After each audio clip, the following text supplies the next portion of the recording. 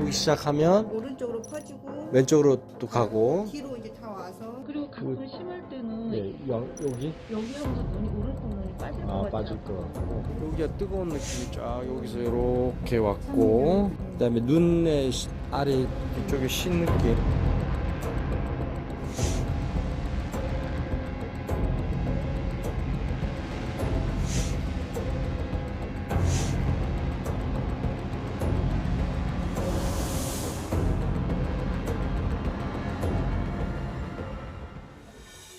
대한민국 최고의 명의와 함께하는 TV자서전 명의 시작합니다. 반갑습니다. 엄지민입니다.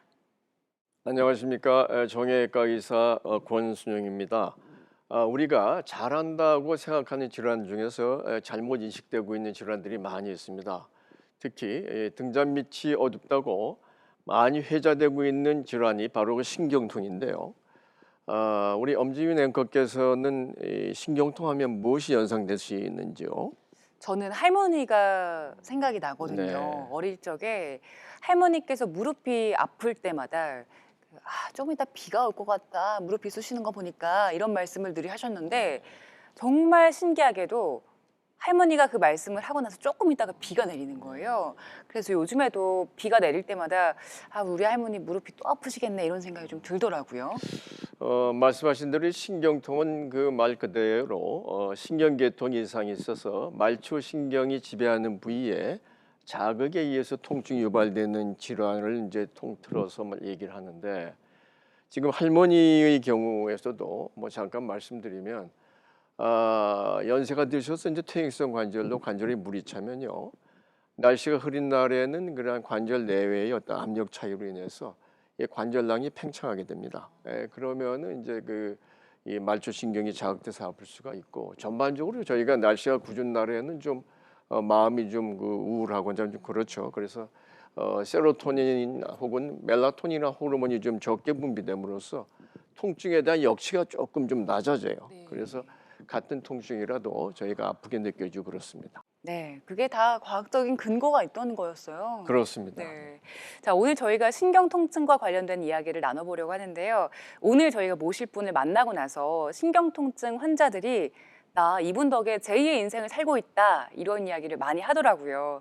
자, 신경외과 전문의 모시고 오늘 함께 할 텐데요. 먼저 화면으로 만나보겠습니다.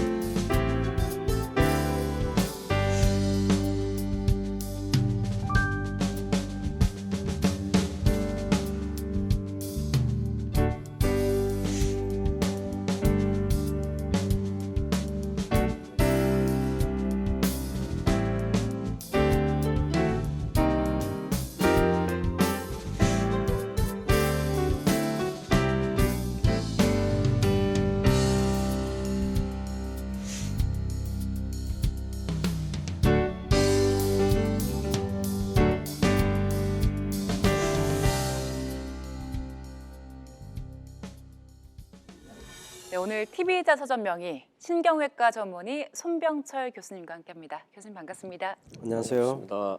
네, 교수님 간단하게 소개 부탁드릴게요.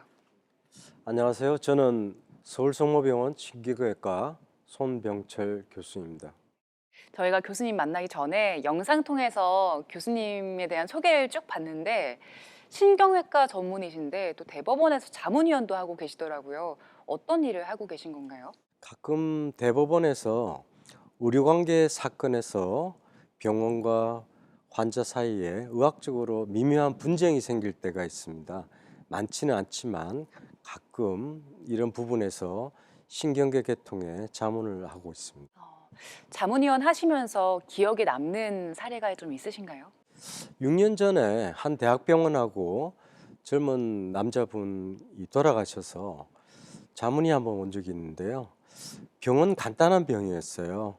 만성 경막 하출혈이라고 간단한 천두술로 해결될 수 있는 병인데 안타깝게도 한 분이 출혈성 경향이 있다고, 쉽게 말하면 수술을 하면 출혈이 또 생길 수 있다는 위험성이 있다는 피검사 결과로 환자분이 수술이 계속 지연이 되고 기다리고 있었습니다. 마지막에 혼수 상태 빠져서 그때 수술을 했는데 안타깝게 돌아가셨고요. 병원 측은 과실이 없고 환자들은 억울하다 하는데 그 내용이 의학적으로 규명이 되지 않아서 제가 자문을 한 적이 있습니다. 제가 차트를 보니까 안타까운 게 그분의 출혈성 경향은 정상이었어요, 검사가. 그런데 사소한 혈소판의 기능 이상, 그 부분을 잘못 확대 해석해서 이분이 수술하면 다시 출혈이 고이니까 수술하면 위험하다고 판단이 됐던 경우가 있습니다. 어쨌든 그 부분이 규명이 돼서 사건이 일단락 됐는데요. 제가 뭐 한쪽을 편드는 거는 아니지만 어쨌든 과학적으로 규명이 돼서 병원 측과 피해자 측과 억울함, 환자분들의 괴로움이 과학적으로 규명이 돼서 굉장히 큰 보람이 있었던 일이 있었습니다. 우리 신경외과 의사들이 이렇게 많지 않은데요, 사실. 우리 송 교수님 가게에서 지금 아버님께서도 신경외과 의사시고 자제분도 의사 가업을 입고 있다 그러죠. 실은 저희 부친께서 1960년대 전문의를 따신 소위 전문의 번호 80번이고요. 저도 실은 신경외과 전문의 880번으로 활동하고 있습니다. 저희 아들놈도 의대를 나와서 지금 전공의로 수련을 받고 있습니다. 실은 내심으로는 신경외과 의사가 돼서 혹시 대한민국에 3대 신경외과 의사가 없기 때문에 혹시라도 신경외과에 관심이 있을까 했는데 저희 아들놈은 지금 피부과를 전공하고 있습니다. 그래도 그 3대가 의사라는 일을 하고 계신다는 것 자체가 굉장히 보람이 있으실 것 같아요.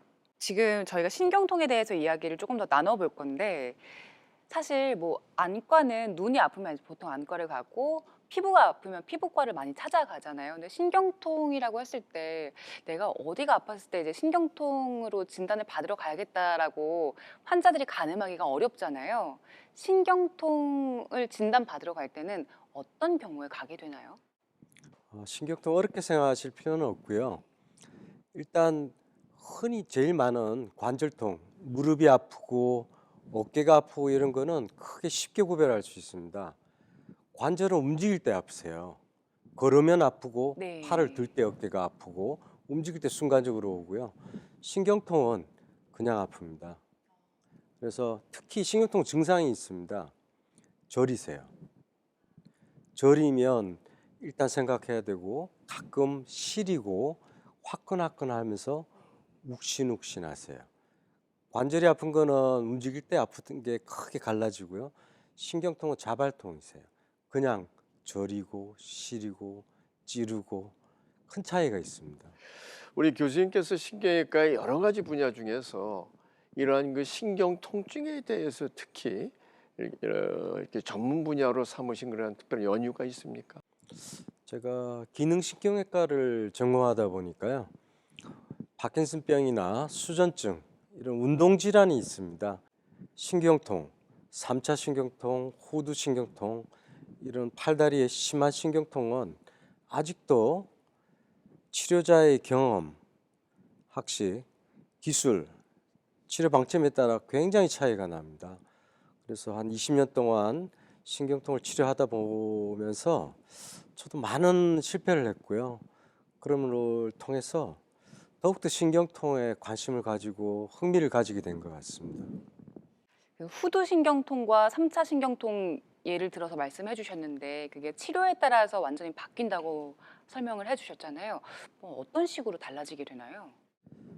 3차 신경통과 후두신 큰 차이는 3차 신경은 기본적으로 얼굴에 신경이 있어요. 얼굴은 여기서부터 여기까지밖에 되지 않습니다. 요 뒷 꼭대기부터 요 귀 뒤, 목, 어깨까지 이 모든 영역이 후두신경이세요. 그런데 재미난 것은 후두신경이 아프면 얼굴까지 아파질 수 있다는 거죠. 삼차 신경이 아플 때는 얼굴에서 아프고요. 뒤로 넘어가지 않습니다. 후두신경통은 방치하면 귀 뒤가 아프던 게 어느 날 갑자기 얼굴이 아파지고 잇몸이 아파지고 눈이 아파지는 거죠. 굉장히 재미난 결과를 초래하고 있습니다. 후두신경통 환자들의 한 60%는 얼굴의 통증을 동반하고 있어요.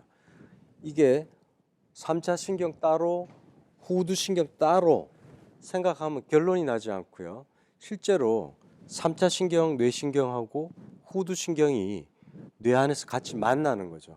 뇌는 3차 신경하고 후두신경의 연결을 통해서 뇌가 머리 쪽에 매트릭스를 형성하고 있습니다. 그런데 3차 신경통이 아픈 거는 순간적으로 아프기 때문에 진단이 비교적 정확히 될 수도 있지만 후두신경통이 계속 지속될 때 이 통증이 어느 순간 눈이 아프고 뺨이 아프고 얼굴이 아파지는데 이 연결 부위를 해석을 하지 않으면 머리 아픈 거 따로, 목 아픈 거 따로, 눈, 잇몸, 치통, 귀 이게 연결이 안 되는 거죠. 그래서 3차와 후두의 연관성을 잘 알고 치료를 해야 이 불필요한 치료, 시간, 경비 아낄 수 있습니다. 네. 다시 한번 그 말씀을 드리면은 만약에 오인되게 되는 경우에 있어서는 지금 말씀하신 대로 치료 방법이 완전히 달라지지 않습니까? 예. 혹시 그것으로 인해서 예전에 그 임상적으로 겪었던 뭐 환자 예가 있었으면 좀 말씀해 주도록 하시죠. 안타까운 분들이 한 10명 이상 되는데요. 가장 심했던 경우는 가끔 후두신경통이 있다가 아까 잇몸이 아파진다고 그랬지 않습니까? 잇몸이 너무너무 아파진 거예요. 1년 이상 계속 치과, 여기 치과 저기 치과, 치과대학병원 1년 이상 계속 치료하는데 계속 아파서 한 곳에 왔는데요. 너무너무 아프니까 이빨 뺐습니다. 전혀 좋아지지 않고요. 그 옆에 하나 더 뺐어요. 그리고 계속 아팠는데 결국 낫질 않으니까 3차 신경통으로 치료를 하세요 하고 3차 신경통으로 간 거죠. 진단을. 그래서 3차 신경통에 대한 주사 치료를 했는데 3차 신경통이 손상을 받으면서 신경이 다치면서 추가적인 3차 신경의 손상 신경통이 발생했습니다. 더 심해졌단 말씀이시죠? 예. 그래서 이게 또 배가가 된 거예요. 이 괴로움이 너무너무 아파서 4년 뒤에 계속 아프다가 다른 대학병원 가서 방사선 치료, 방사선 수술하고 3차 신경통 치료 2번 하시고요. 결국 이 신경통이 얼굴에 전체 펴져서 얼굴에 손을 못 대는 상황, 입을 벌릴 수 없는 상황으로 실은 울면서 오셨어요. 9년째. 제가 할 수 있는 방법을 동원해서 뇌에서 신경통을 조절하는 수술을 2번 했습니다. 실패했습니다. 그래서 도저히 안 되는 상황에서 나중에는 자살을 하려고 그러시더라고요. 그래서 도저히 안 되겠다. 이게 좀 뇌 안에 몰핀을 주입하는 펌프를 한번 넣어보자. 마지막으로 극적으로 반응이 있었습니다. 그래서 지금 한 30-40% 호전돼서 자살하겠다는 생각은 안 하고 사시는 분이 있습니다. 일상생활이 그만큼 가능하시고. 생활 가능은 하신데 네. 그냥 사시는 거죠. 연령이 들고 퇴행성 변화가 있고 또 뭐 원인 불명의 어떤 상황이 발생돼서 아플 수 있지만 통증은 없어야 되거든요. 그래서 요즘은 통증의 어떤 중요적 측면에 있어서 무병장수도 중요하지만 무통장수가 중요하다. 그런 얘기를 다시 한번 되새기게 하는 그런 신뢰인 것 같습니다. 네.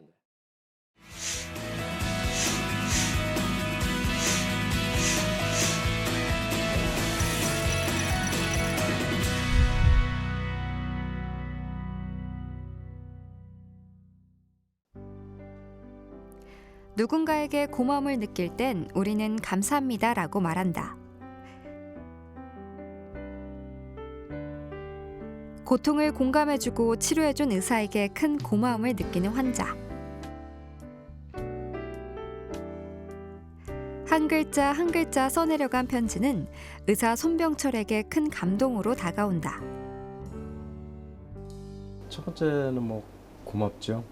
식구들한테도 표현 잘 안 하는데 이런 편지를 치료하는 환자들한테 받는다는 거는 수술한 의사로서 가장 큰 보람을 느낄 때가 아닌가 싶습니다.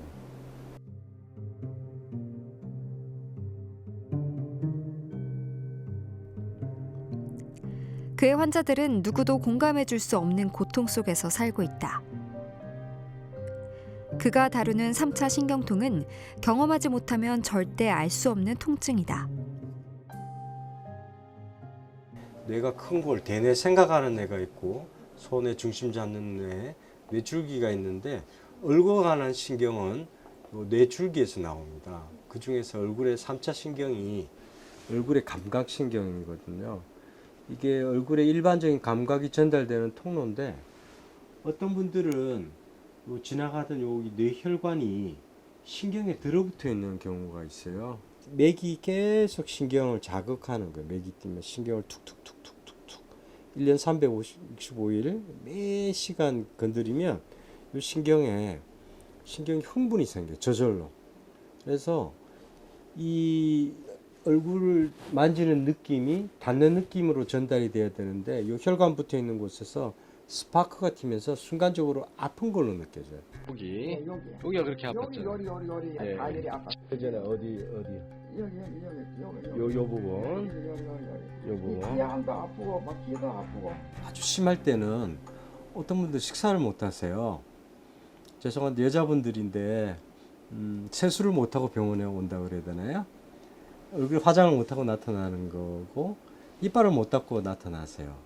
아주 심한 경우는 와서 말을 못 하세요. 움직이면 말하면 아프니까. 그래서 뭐 이렇게 되는 경우도 가끔 있고요. 여러 갈래로 나누어진 신경선처럼 복잡하고 어려운 수술이 바로 신경통이다. 신경통 환자는 병액에서 벗어나기 위해 수술을 진행한다. 그렇기에 수술 후 부작용은 없는지 아직도 아픈지 더 꼼꼼히 신경 써야 한다.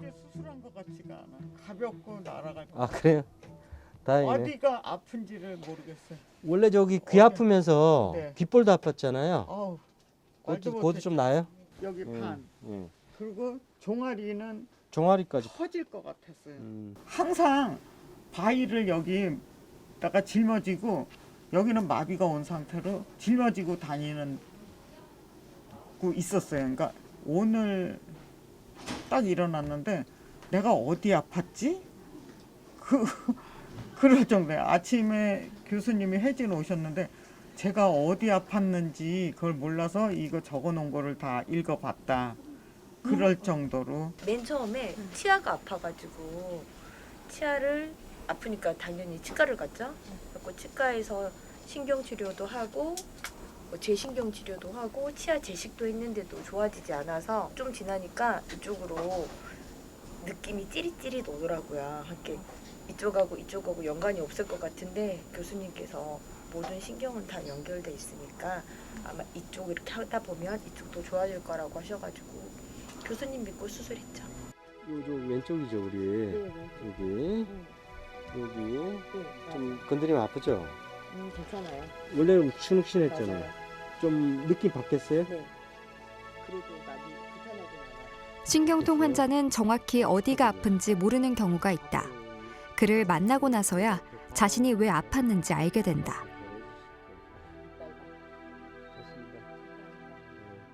어쨌든 환자들이 이렇게 원인을 모르는 불쌍의 통증으로 오래 고생하셨잖아요. 그래서 수술 결과는 대부분 저는 짐작은 하지만 환자분 입장에서는 불안한 건 사실입니다. 그래서 어쨌든 나를 믿고 수술하기 때문에 환자들하고 제일 중요한 거는 아픈 거 잘 들어주는 거죠. 말로 다 그거를 불안을 없앨 수는 없고요. 가장 중요한 거는 그분들이 얘기를 잘 경청하는 겁니다. 무기력했던 자기 삶을 생기 있게 만들어주는 의사야말로 환자들이 기다리고 만나고 싶은 명예일 것이다. 박세영님 좀만 기다리세요.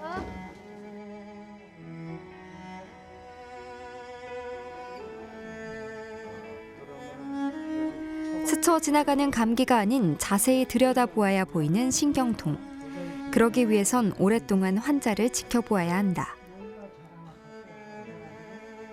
아무 이상이 없다 이거야. 여기 와서 교수님한테 이렇게 낫기 때문에 교수님을 참 좋은 교수님이라고 생각해요. 교수님한테 너무 감사하고 고맙게 생각합니다.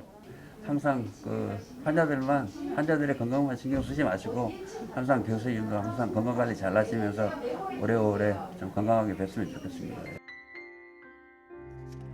전문의를 만나고 나서 살아갈 희망을 얻는 환자들. 그들에게 그는 고마운 의사이다. 고맙다고 말해주는 환자를 통해 책임감을 더 느낀다는 의사 손병철.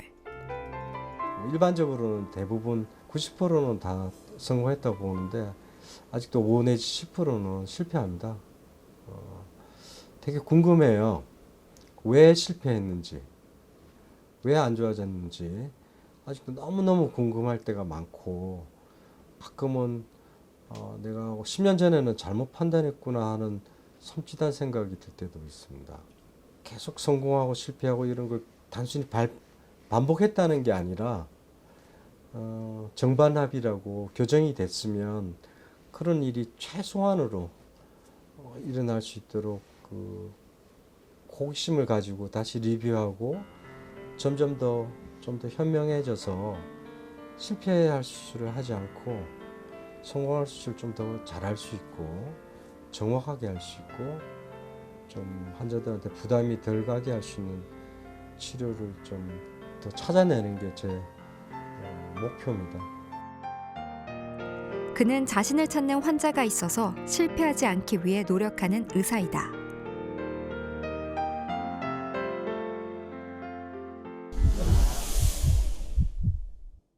교수님께서 뇌에 관심을 갖게 된 계기가 따로 있으세요? 실제로 학생 때는 신경해부학에 관심이 많았습니다. 특히 제가 1980년대 초반에 의과대학에서 실습을 할 때는 저희 대학의 실습으로 오시는 카다바라고 그러는 사체들은 대부분 행여 환자였어요. 행색이 남루하고 삶의 흔적이 보이는 거죠. 어려운 사람들, 연고가 없는 사람들, 버려진 사람들이 치료를 받고 내가 치료를 받고 그 대신에 내가 사체를 기부하겠습니다. 동의를 쓴 사람들이 해부학 실습실에 오셨어요. 그 사람들을 보면서 특히 저는 두개골을 열고 뇌를 보면서 우리 같이 이렇게 희망이 있는 젊은이들도 있지만 어떻게 이런 분들은 젊은 분들이 행여가 돼서 연고 없이 이런 삶을 마감하게 될까? 그 사람의 희노애락, 이분도 나와 같은 감정, 고민하고 살았을 사람들인데 어떻게 이런 분들은 삶이 다르고 그분들의 인생이 여기 안에 들어있구나 경외심을 많이 가지고 있습니다. 지금도 제가 수술을 하면서 현미경을 통해서 뇌를 보면서 가끔 내가 혹시나 이거 실수하면 이분의 인생이 틀어질 수도 있겠다 하는 생각이 가끔 들고요. 그 생각이 들면 마음이 불안해지면 손이 떨려요. 절대 그런 생각 안 하려고 그러는데 어떤 포인트에 가면 지금도 그런 생각, 내가 잘못하면 안 되는데 하면 부담스러운 경우가 가끔 있습니다. 그래서 지금도 어쨌든 아무 일이 생기지 않고 무탈하게 내 수술이 잘 끝날 수 있도록 기도하고 있습니다. 교수님께서 노트도 가지고 오셨는데 노트를 쭉 보니까 굉장히 빼곡하게 여러 가지가 적혀 있어요. 사람 옆모습도 있고 뒷모습도 있고 다리도 좀 보이고요. 여기 어떤 내용들을 적어두신 거예요? 똑같이 3차 신경통, 호두 신경통이라고 진단은 붙이지만 모든 사람들 증상이 다릅니다. 모든 사람들이 아프다고 표현하는 내용도 다르고요. 그래서 이런 부분을 다 같이 통합해서 그 사람들을 보기 위해서 이 사람들이 통증이 확장되고 이런 과정을 이해하려고 노력하고 있습니다. 환자분이 어떤 프라이버시가 있으니까 말씀은 전함하지 마시고 예전에 혹시 써놓은 그런 증상만이라도 한번 좀 설명해 주도록 하시죠. 한 번만 잠깐 말씀드리겠습니다. 귀 뒤 뒤통수가 욱신욱신하게 굉장히 아팠고요. 위로 귀 위쪽 뒤쪽으로 퍼지면서 턱 아래가 아팠고 여기가 아프세요. 요것 때문에 3차 신경통으로 진단받고 왔고요. 뺨이 얼얼해지고 얼굴 반쪽이 이렇게 해서 특이하게 어깨까지 얼얼하다고 느끼셨는데요.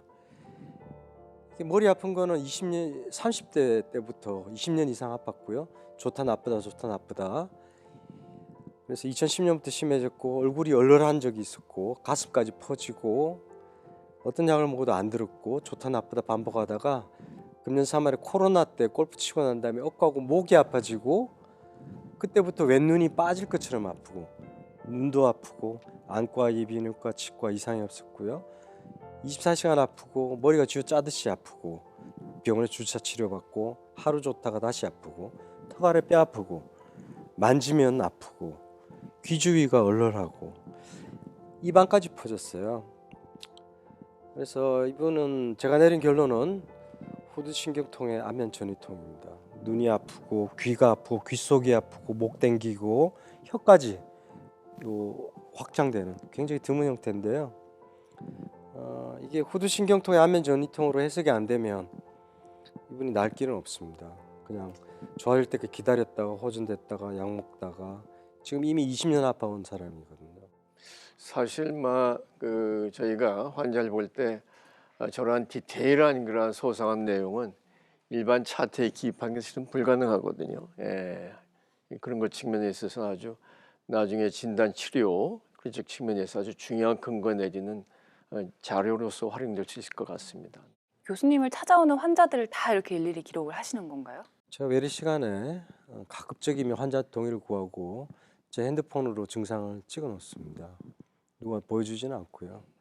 그래서 하나의 질병으로 보지 않고 죄송합니다만 증상으로 그 사람을 해부해 들어가는 거죠. 노트가 꽤 되겠어요. 예, 실은 많습니다. 다 정리하고 지금 한 20권 정도 압축해가지고 줄이고 있습니다. 제가 여태까지 많은 그러한 의료인들을 접했습니다만은 이런 경험은 저도 처음입니다. 네, 상당히 감동받았고 아주 인상적입니다. 네. 이렇게 노트를 따로 기록을 해서 남겨야겠다라고 생각하게 된 계기가 따로 있으세요?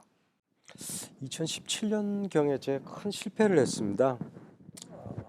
굉장히 어려운 수술이고 너무너무 방법이 없을 것 같아서 외국에 자문을 구했어요. 제가 존경하는 일본에 계신 선생님한테 이 방법을 통해 수술하시는 게 어떻겠냐.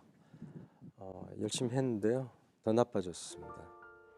그 이후로 충격을 먹고 제가 그 과정을 한번 써봤어요. 이 사람이 아팠던 과정, 내가 이 수술을 선택하게 된 과정, 다른 방법이 없으니까 이 수술을 한다가 아니라 이 수술을 꼭 하면 나을 가능성이 몇 프로나 됐을까 이걸 생각했고요.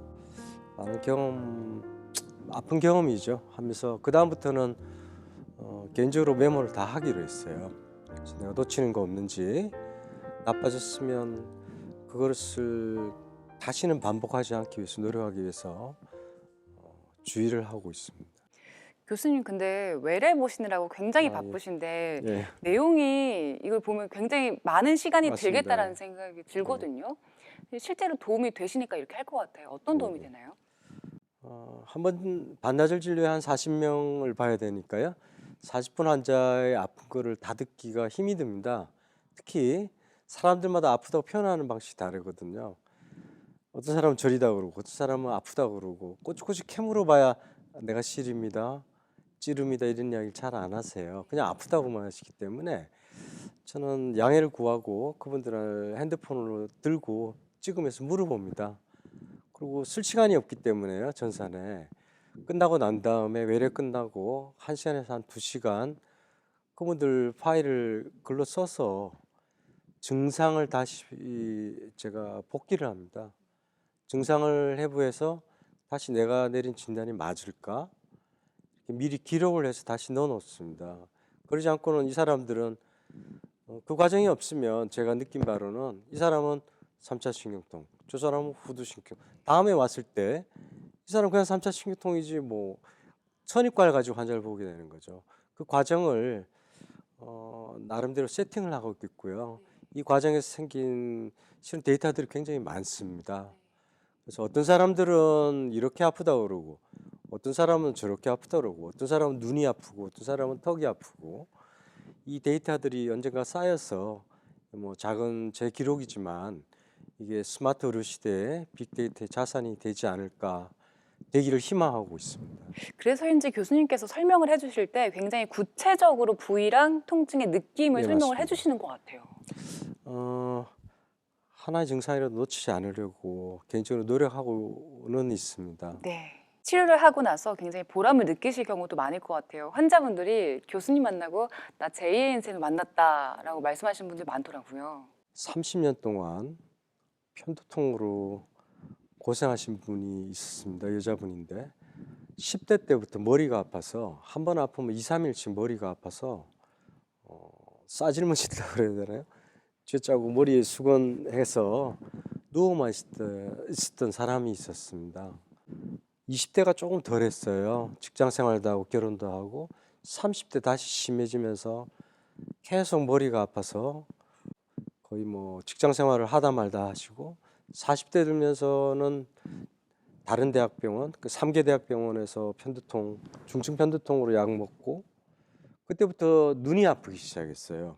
우연한 기회에 당신 3차 신경통 아니냐고 외래를 오셨더라고요.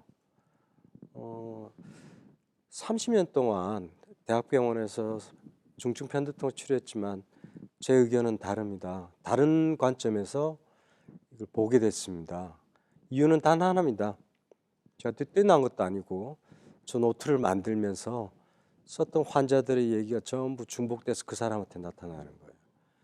뒤에서 시작해서 반대쪽으로 퍼지고 눈이 아파지고 뺨이 아파지고 실제로 편두통에서는 머리가 아픈 거지 얼굴 아픈 걸 설명할 수가 없어요. 현재 의학 분류에서.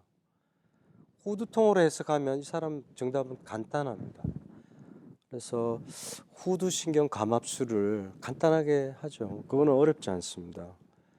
3개월 만에 완치가 되셨어요. 과를 뛰어넘고 환자의 증상을 보면 이게 굉장히 쉽게 풀릴 수 있는 질환일 수도 있습니다. 굉장히 보람차더라고요.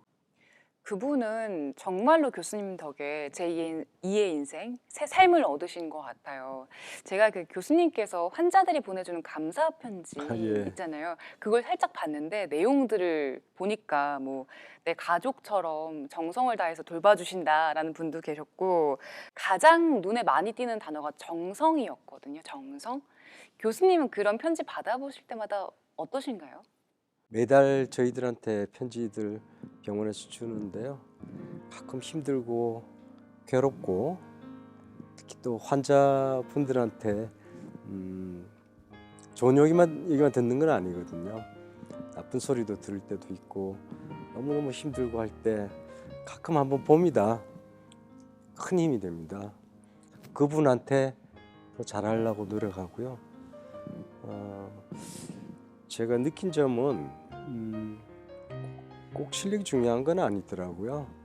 외래에서 잠깐 봤을 때 환자하고 눈 맞추면서 당신의 증상을 정확하고 이해하고 받아들이면서 해법을 찾아주려고 노력하고 있습니다. 이게 저희가 오늘 이야기하고 있는 질환이 눈에 띄게 아픈 게 아니라 혼자 아프고 다른 사람들은 그 통증을 이해하지 못하다 보니까 교수님이 그 부분을 딱 긁어주시면 그걸로도 되게 해소되는 게 많을 것 같아요. 앞으로 이러한 이 후두 통증이라든가 아니면 3차 신경통 여기에 대해서 어떤 연구라든가 아니면 진료를 더욱더 향상시키기 위한 무슨 계획이 있으신지 한번 있으면 말씀해 주도록 하시죠. 아직도 신경통이 다 낫지 않습니다. 신경외과 계통의 질환 중에 특히 신경통의 한 3분의 1은 완치는 안 되고요. 조절해서 견디게 도와주는 거고요. 하지만 그럼에도 불구하고 3차 신경통과 특히 후두 신경통의 안면 전이통, 팔다리까지 가는 이 전이통, 제가 관심을 굉장히 기울이고 있는 이유는 단 한 가지입니다. 치료될 수 있습니다. 완치가 가능하세요. 만약에 이 치료를 이해를 이 후두통의 안면 전이통을 이해하지 못하면 죄송한 말씀인데 계속 이빨 뽑고 목에 도수 치료하고 주사 계속 맞고 약 계속 먹고 물리 치료하고 10년에서 20년 그분들이 고생받을 생각하면 이거 서로 좀 더 관심을 가지고 치료될 수 있는 병이니까요. 좀 더 이거를 동료 의료진들한테 알리고 치료를 잘할 수 있게 좀 도와주고 싶습니다. 그래서인지 교수님께서 유명한 의사보다는 현명한 의사가 되고 싶다는 말씀을 하셨더라고요. 현명한 의사가 되려면 어떻게 해야 될까요? 저도 한 2017년 전까지는 오늘 말씀드린 후두신경통 안면 전이통 환자들을 미안합니다만 이해를 못했어요. 어느 날 갑자기 얼굴이 반쪽이 얼얼하다고 오는 환자를 실은 뇌졸중 아닐까 하고 MRI 찍고 보냈어요. 약 주고. 관심이 없었는데 우연한 기회로 이런 환자들 별로 불편해 보이지 않는 환자들이 너무너무 심하게 아파하고 괴로워한다는 걸 알게 됐어요. 계기가 모자를 8개를 쓰고 오시더라고요. 8개 모자를 시리다고. 그 환자분을 보면서 이게 이렇게 환자들한테 그렇게 지독스러운 고통을 준다는 걸 처음 알게 됐습니다. 그걸 알고부터 이제 계속 이 환자들의 증상, 별거 아닌 것 같은 신경성일 것 같은 증상, 머리 치료하러 온 사람이 갑자기 손이 저린데 이런 얘기 들으면 전에는 귀찮아서 아마 그럴 수도 있지 했지만 이게 아닌 거예요. 쓰다 보고 뒤로 가다 보니까 이 패턴이 있더라고요. 이거를 좀 알게 됐습니다. 정성이라고 하면 정성이고, 그래서 내가 대학 교수로 옛날에 받고 내가 알던 지식만 가지고 질병 하나 진단 하나 붙여서 이 사람들을 보면 안 되겠다. 좀 더 현명해져야 될 시점이다 라고 저는 생각하고 있습니다.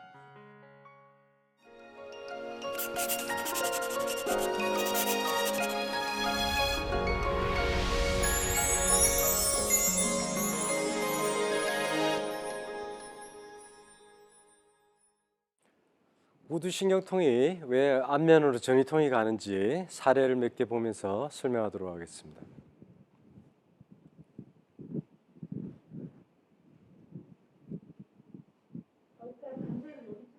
예. 지금은 여기 쪽이거든요. 이쪽에 여기도 귀 속이 아프면서 그 심줄 타고 내려오면서 여기가 아프면서 타고 내려와가지고 귀 아프면서 귀 속이 아프면서 치아가 다 아래 앞뒤 이 안쪽인데 어딘지를 모르겠어. 근데 여기 타고 이게 심줄 타고 여기까지가 엄청 여기는 여기가 전체적으로 이렇게 내려오면서 귀를 타고 이렇게 내려오면서 아파. 예. 이거는 이제 혹가당. 제가 생각에 가장 전형적인 분포인데요. 뒤통수가 아프면서 귀가 아프고 귀 속이 잠깐 아프고요. 귀 주위 아프고 턱 아까 이 부분 일반적으로 여기가 아프면 3차 신경통인 줄 알고 있어요. 얼굴 쪽 아니냐고. 턱 아픈 거, 요 턱 귀퉁이 여기 아픈 거 3차 신경통 아닙니다. 어르신들 많이 모르고 있어요. 그러면서 목이 아픈 거죠. 그러니까 얼굴을 포함해서 뒤가 아픈 거죠. 이래서 많이 모르고 계세요. 그래서 그리고 가끔 눈도 아프고 이 사람이 왜 이쪽이 아픈 사람이 왜 눈까지 아프다 그래? 서로 이해를 못 하는 거죠. 안과, 이비인후과, 머리, 두통, 신경과, 신경외과, 치과, 턱관절, 목, 신경외과, 정형외과 다 따로 가는 거죠. 이걸 통합하지 못하면 이 사람들 이해할 수가 없습니다. 그냥 머리 아프면서 이상하게 얼굴이 아픈 사람으로 이해되는 거죠. 그래서 이거를 종합적으로 환자를 파악하지 않으면 굉장히 치료가 안 됩니다. 그래서 이 MRI나 CT, 이비인후과, 안과 다 이상이 없어요. 신경학적으로도 이상이 없고 이 지금 제가 보여드리는 이 부분이 전형적인 후두신경통의 분포입니다. 이렇게 귀, 뒤통수, 측두부 포함해서요. 목, 턱 이렇게 아픈 데는 원인이 있습니다. 이때까지 원인이 없다고 생각했기 때문에 치료가 안 된 거거든요. 뒤통수, 목에 근육이 전부 뒤통수 요 뒤에 가서 붙는데요. 여기 목에 근육이 붙는 뒤통수에 힘줄이 있습니다. 요 사이에 신경이 지나가요. 후두 신경이. 문제 요 터널이 조금 좁다는 거죠. 터널로 해서 올라가는데 사람마다 차이가 굉장히 많습니다. 그래서 요 부분에 지금 요 보이는 힘줄이 이렇게 탁 접혀 있는 거예요. 이해하기 힘들 정도로 이렇게 간단한 후두신경 나오는 길 좁은 게 이렇게 광범위한 자리에서 통증을 유발하는 거죠. 쉽게 생각하면 위뒤 여기가 아프면 머리냐 목이냐 굉장히 재밌어요. 그래서 실제로 목뼈가 7개 있는데요. 위에 1, 2, 3번은 목뼈, 경추라고 생각하지만 실은 이 뼈에서 나오는 신경들은 어깨나 팔로 가는 신경이 아니고 머리하고 목을 위한 거예요. 머리를 실제로 머리 신경이라고 봐야 됩니다. 이 신경들은 척추가 아니라 일종의 뇌신경이라고 봐야 될 정도예요. 분포가 여기고 퍼지면 어깨를 포함해서 뒷부분으로 다 퍼지는 거죠. 그래서 머리가 아프면서 목이 아프고 이게 얼굴까지 퍼진다는 거죠. 상당히 굉장히 중요한 역할을 하고 있습니다. 아까 힘줄이 계속 눌려 있다고 그랬잖아요. 어떤 사람들은 여기가 접혀 있습니다. 계속 체질적으로 접혀 있는 거예요. 제일 쉽게 생각해서 누가 내 뒤를 따라다니면서 내가 이해하지 못하고 내가 인식하지는 못하지만 나를 계속 자극하고 있어요. 이게 몇 년씩 계속됩니다. 내가 알지는 못하지만 이게 쌓이는 거죠. 뇌에서 이 신호가 계속 쌓이면 어느 순간 갑자기 아파질 때 내가 통증을 여기서 느껴질 때 내가 이 신호가 멈추지 않는다는 것을 알면은 내가 순간적으로 굉장히 혼란에 빠져. 이 멈추지 않는 신호가 지긋한 신호가 뇌에 쌓여가지고 뇌가 흥분이 일어납니다. 그러면서 착각을 일으키면서 갑자기 눈하고 같이 아파지는 거. 이 신호를 멈추지 못하기 때문에 눈이 아프고 얼굴이 아프고 같이 나타납니다. 그래서 이해할 수 없게 갑자기 눈이 아프고 뺨이 열렬하고 잇몸이 아프고 귀가 아프고 같이 일어나는 거죠. 그래서 이 사람들이 머리를 치료하러 다니고 MRI를 찍고 목줄이 땡기면 경추 MRI를 찍고 눈이 아프면 이비인후과 가고 귀 아프니까 이비인후과 가고 턱이 아프니까 치과를 가고 계속 아프면 잇몸까지 신경치료하고 턱관절 보러 가고 이상은 없고 이게 반복되는 거죠. 만약에 이런 신호들이 계속 이 반복이 되면 어떤 분들은 팔다리까지 아픈 게 퍼져요. 그러면 대부분의 의사들이 이해를 못합니다. 미안합니다.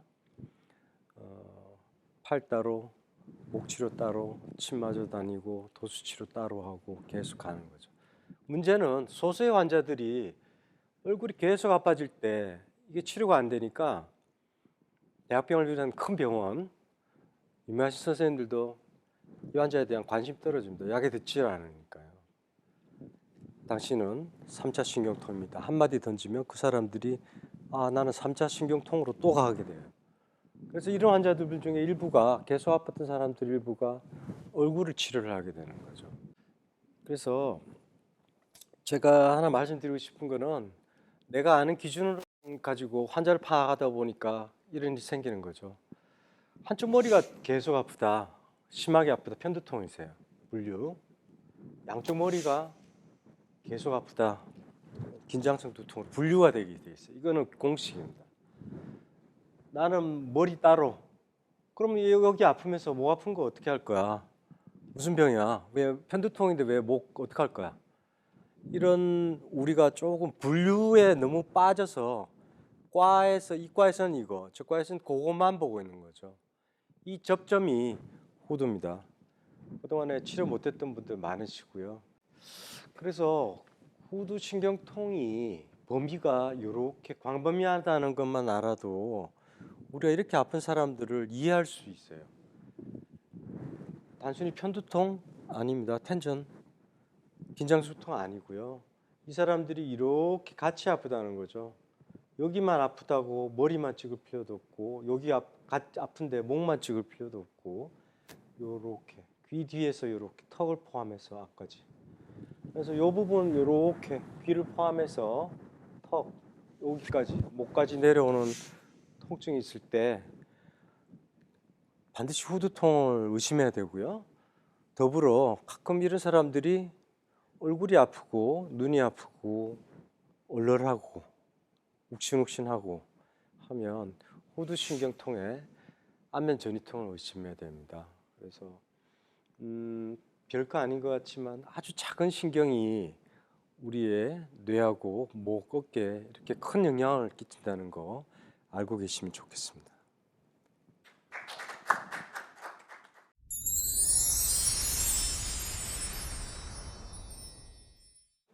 네, 교수님 오늘 강의 잘 들었습니다. 저희가 마지막으로 공식 질문을 드리는데 의사가 생각하는 명의가 내 어머니, 내 가족을 맡길 수 있는 의사라고 하더라고요. 교수님께서 생각하시는 명의의 조건이 있을까요? 의사가 잘 치료하는 것도 중요하지만 세월이 가면서 제가 느끼는 점은 환자들의 아픔, 증상, 또 아픔뿐 아니라 그 사람의 배경까지 이해해 줄 수 있는 의사가 좋은 의사가 아닐까 생각하고 있습니다. 상황까지 잘 이해를 해주는 사람. 그 사람들이 아플 수밖에 없는 배경이 있는 사람들이 있더라고요. 그걸 이해해야만 그 사람의 아픔을, 신경통을 이해할 수 있다고 저는 생각합니다. 교수님이랑 오늘 나눈 이야기 내내 교수님께서 그걸 실천을 하시고 계시는 분이라는 생각이 들었어요. 네. 오늘 저희와 함께 하시면서 어떠셨나요? 막연히 프로그램을 생각하고 나왔는데요. 단순히 의료적인 것뿐 아니라 뭐 출연자가 있지만 출연자의 내면이나 그 과정, 배경을 여러 사람들한테 이해시키고 이 과정이 도달하기까지 과정을 같이 찾아서 확인하려는 좋은 의도를 가지고 계신데요. 굉장히 뭐 저로서는 보잘것없는 저로서는 굉장히 좀 부담스러웠지만 다시 한번 저를 되돌아보게 된 계기가 된 것 같습니다. 고맙습니다. 오늘 손병철 교수의 어떤 저희가 대담을 서로 나누면서 신념과 철학을 들으면서 저는 몇 가지를 한번 좀 이슈를 좀 제기하고 지원을 하고 싶습니다. 첫 번째는 치료에 있어서 절반 이상이 바로 진단이 중요하다라는 측면을 다시 한번 또 같은 의사로서 공감을 했고, 두 번째는 명의가 되기 위한 조건으로 처방을 잘하고 어떤 수술을 잘하기 위한 신의 손보다도 더욱더 중요한 것은 열과 성의를 다하는 그러한 그 전인 치료의 마음이다라는 걸 또 느꼈으며, 저 개인적으로는 그러한 우리 손 교수님의 그 노트를 보면서 환자분들의 어떤 말씀을 경청하면서 참 그 반복, 리피트란 처방을 그동안 해왔던 제 자신에 대해서 자기 성찰하는 시간이 되었다. 아마도 오늘 이 프로그램을 의사를 세우러 시작하는 그러한 그 새내기라든가 아니면은 지금 젊은 의사들이 본다 그러면 전반적인 의료 건강적 측면에서 커다란 도움이 되지 않을까라고 제가 다시 한번 말씀드리고 싶습니다. 정말 의미가 깊고 뜻깊은 시간이 아니었는가 생각이 됩니다. 네, 교수님 저도 많이 배웠습니다. 고맙습니다. 네, TV자서전 명의 오늘은 신경외과 전문의 손병철 교수님과 이야기 나눠봤고요. 저희 다음 이 시간에는 비뇨의학과 전문의 전성수 교수님과 인사드리겠습니다. 함께해 주신 여러분 고맙습니다.